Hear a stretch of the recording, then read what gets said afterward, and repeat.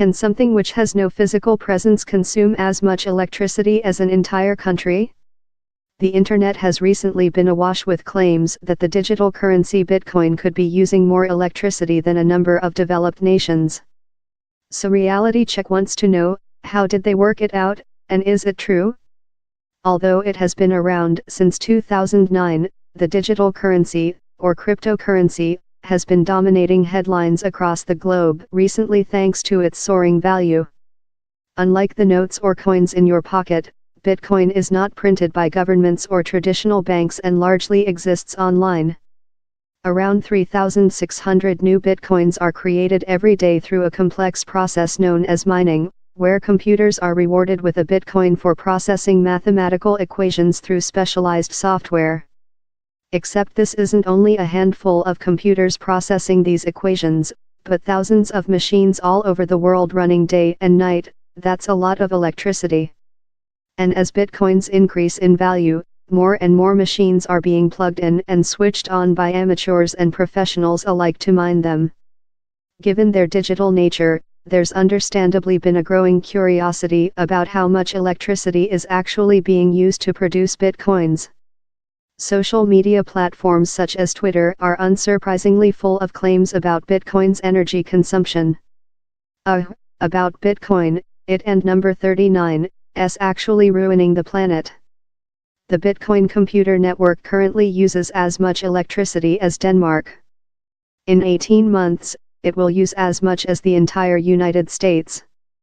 Something and number 39, gotta give. This simply can't. / end of Twitter post by @Eric Holthouse. Power consumption related to number Bitcoin mining is huge and may not be sustainable. Today, it exceeds 30 TWh, more than Ireland's number electricity needs. Number digital number energy number cryptocurrency. End of Twitter post by @GCochevelu. So are comparisons like this accurate? The short answer is that it's very difficult to say, as there are no recognized authoritative sources on energy usage for digital currencies like Bitcoin.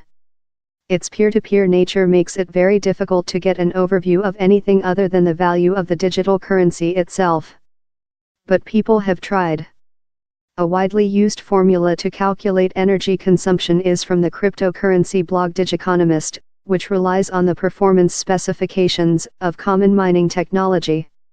It takes total mining revenues as a starting point, estimates the operational costs to miners as a percentage of their revenues, and then converts these costs into energy consumption based on average electricity prices. According to this method, Bitcoin's current annual electricity consumption is estimated to be terawatt-hours, TWh.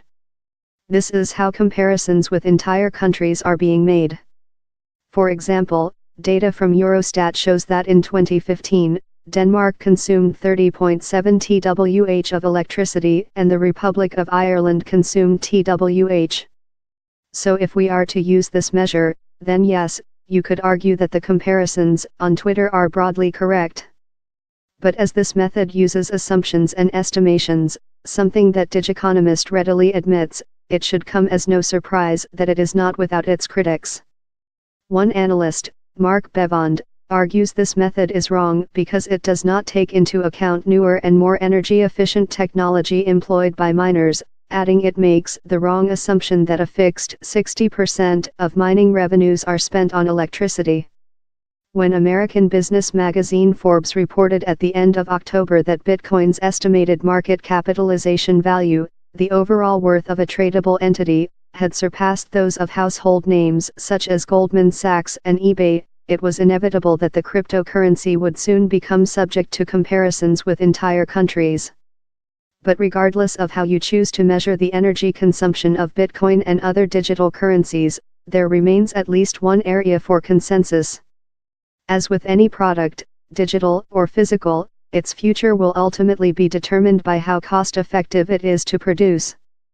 The total number of Bitcoins in circulation currently stands at 16.7 million, which will continue to rise until it reaches 21 million, the total supply set by the currency's rules.